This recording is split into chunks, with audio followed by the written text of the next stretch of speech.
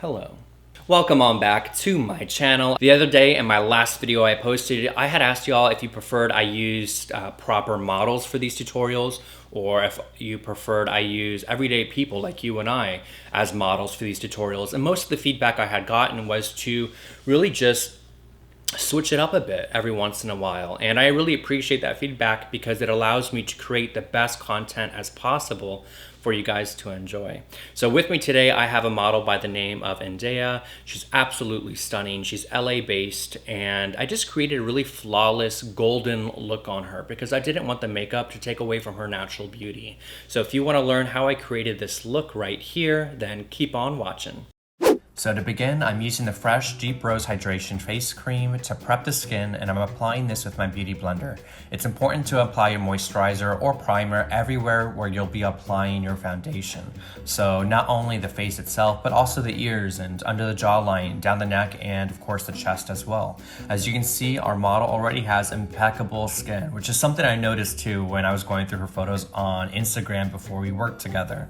You'll have to check out her work. I'll link her IG down below. She is so gorgeous. For foundation, I'm using the Giorgio Armani Luminous Silk Foundation, and I chose to go with shade 10 because if you'll notice on our model's skin complexion, the perimeter of her face and neck is a bit deeper in tone than the center of her face and chest. So when picking a shade, I tried to meet somewhere in the middle. So you'll notice that the shade is a little lighter than the jawline and forehead, but a little darker than the under eye area. And this will all balance out once I add the contour shade. And for contour, I'm actually going to use the same Luminous Silk Foundation from Giorgio Armani, but this is going to be in the shade 13.5. So this will help balance out the depth in her natural contours. For this look, as I said in my intro, I really just wanted to emphasize on our model's natural beauty. So I didn't want to go in with an extremely full coverage cream for contour and highlight like I usually would. I'm sticking to using foundation for the contours because we can sheer it out a bit and make it appear like skin. My main goal here is just to bring her natural tones back to life. If I had only used that first foundation shade, everything would read flat, and plus that shade was too light for her full face, especially for tan or deeper skin tones. Something to keep in mind is that there's usually more than one tone involved. So just know that it's completely okay and normal to have to use more than one shade when applying your foundation. And once I've applied that deeper foundation with a brush, I'm going back to my Beauty Blender to blend it out.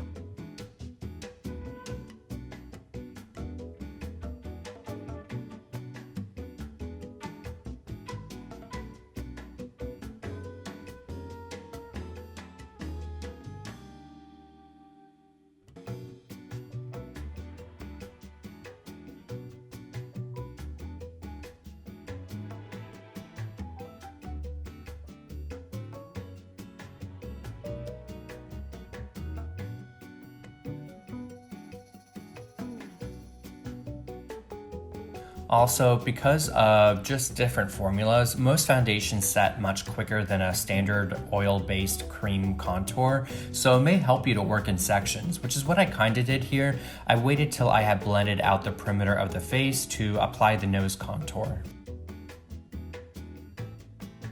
Once we have everything blended out pretty much the way we like, I'm going to begin highlighting. To do so, I'm using the Too Faced Born This Way concealer, and this is in the shade Butterscotch.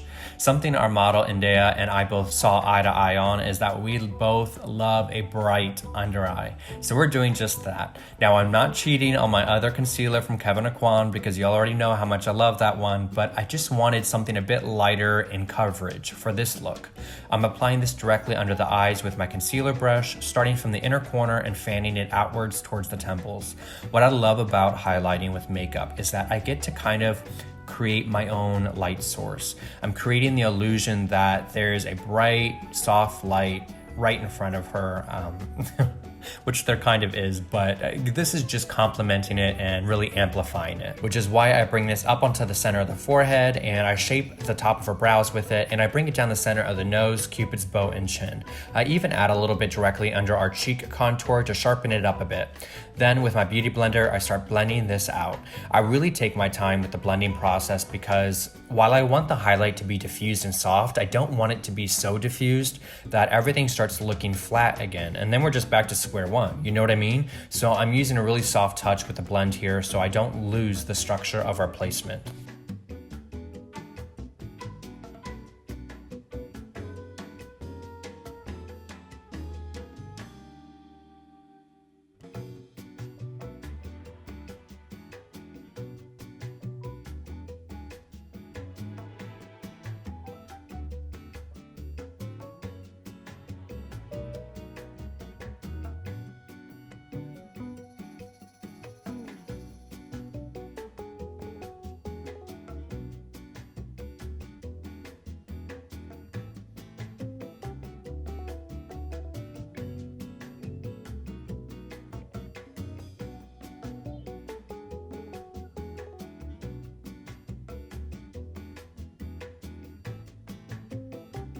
Alrighty, so we have most of that concealer blended out, and I'm bringing this up onto the eyelids to act as a primer for later on when we add shadows.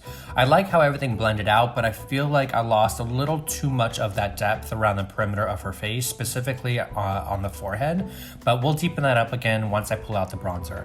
But before we go into any kind of bronzer, we need to set the face. So I'm using the setting powder from Anastasia Beverly Hills in the shade Deep Peach, and with my powder puff, I'm going to set the complete face with it. Per usual, I pour that powder into the palm of my hand, saturate my powder puff with it, and then shake off the excess powder before pressing it onto the face. A lot of you guys ask where I get my powder puffs from, and they're really pretty basic. I buy them in bulk at a beauty store here in Los Angeles called Mami's, but you can find tons of options online or even through Amazon.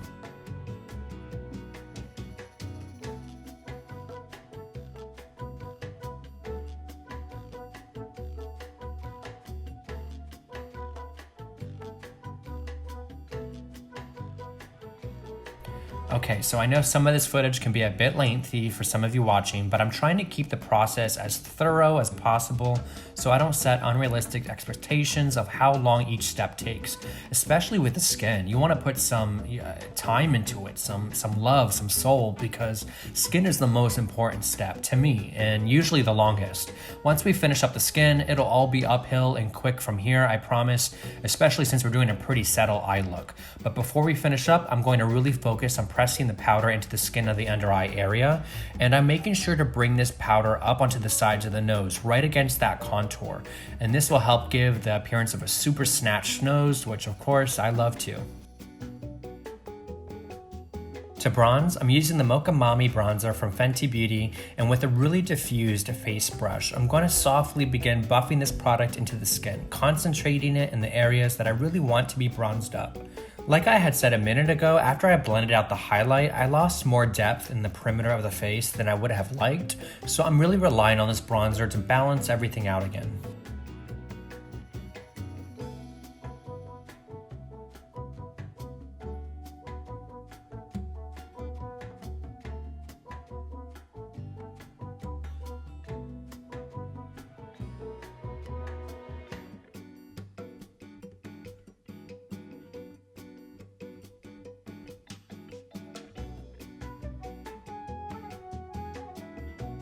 Okay, so once I've bronzed up the face, I'm going to use the same bronzer on the eyelid with an eyeshadow blending brush. I did say this eye look was going to be pretty simple, so it really is going to be. After I run that bronzer through the crease and connect it to the nose contour, I'm going to go in with my eye pencil from McGrath Labs in the shade Black Coffee and apply this onto the lash line. And I'm being sure to wing this up and out just a little bit. I love this deep brown shade pencil because it's much softer than a black pencil, which is perfect for the vibe I'm going for. I'm bringing this pencil all the way from the wing to the inner corner of the eye, and then I bring it down to the lower lash line. I'm only applying this to the outer corner of the bottom lash line though, because I do end up diffusing it out with a blending brush.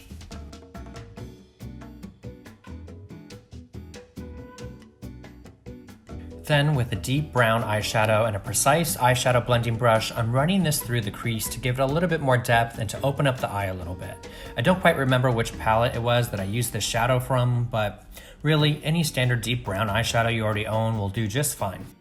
Next, with my glitter drops from Cover FX, I'm applying this onto the back of my hand, saturating my eyeshadow brush with it, and then applying it onto the lid, mainly in the center and the inner corner. This is the perfect shade of golden reflect that I needed to complement Endea's skin tone and that golden vibe that I'm trying to go for here. And then with this Urban Decay eye pen, I'm going to line her top lid once more. This isn't totally necessary, but I guess I was just trying to be extra, I don't know. But really, I just wanted to make sure the band of the eyelash I ended up using looks a little bit more blended than it would without the black liner. But as you can see, I'm only using the smallest amount of this product.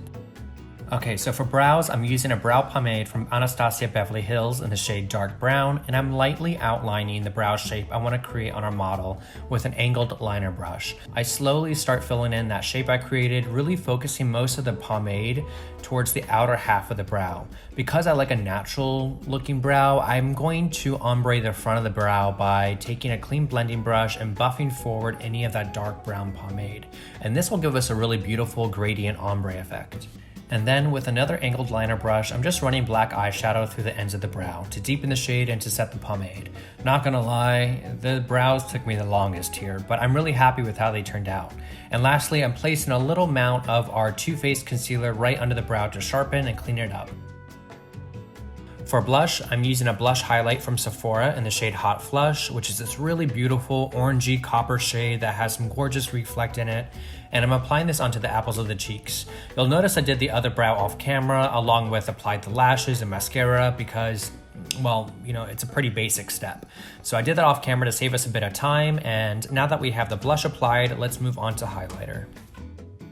To highlight, I'm actually going back to the same golden highlighter from Cover FX that I had used on the eyelids, and I'm working this into the high point of the cheekbone. This liquid highlighter looks so good in unison with that blush I used. It's giving me all that golden glow that I needed.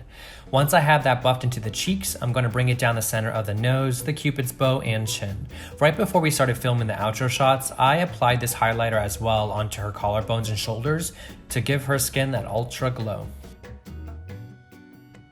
Okay, for lips, this is gonna be so easy as I'm really trying to stick with a theme of simplicity with this look. So to line the lips, I'm going back to the foundation we had used to contour. I love using the same contour shade I used on someone to create the perfect nude lip liner. Whenever you're in doubt of what's the perfect nude lip liner for you, just use your contour. You can't go wrong with that. And plus, I'm really trying to show you the diversity in products you already have. Without needing to go out and spend all this cash on products to give you results you could have already achieved with products you already own. To brighten up the center of the lip, I'm dipping back into the concealer we had used to highlight our model's face. And that's gonna give us the perfect contrast, all while creating the perfect nude lip.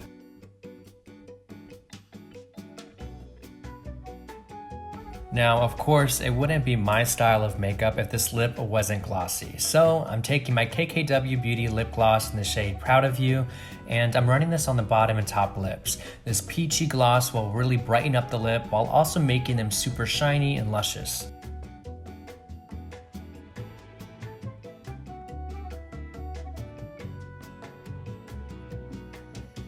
And for the very last step, I'm using the Huda Beauty Glow Coco Hydrating Mist to set the face. And that's how we turned our naturally stunning model into a 24 karat bar of gold.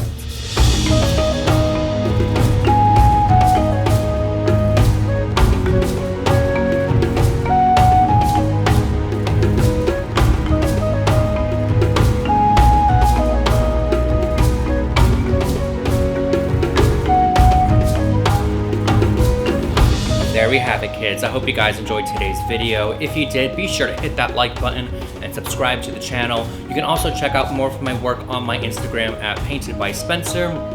And until next time, I'll see you soon.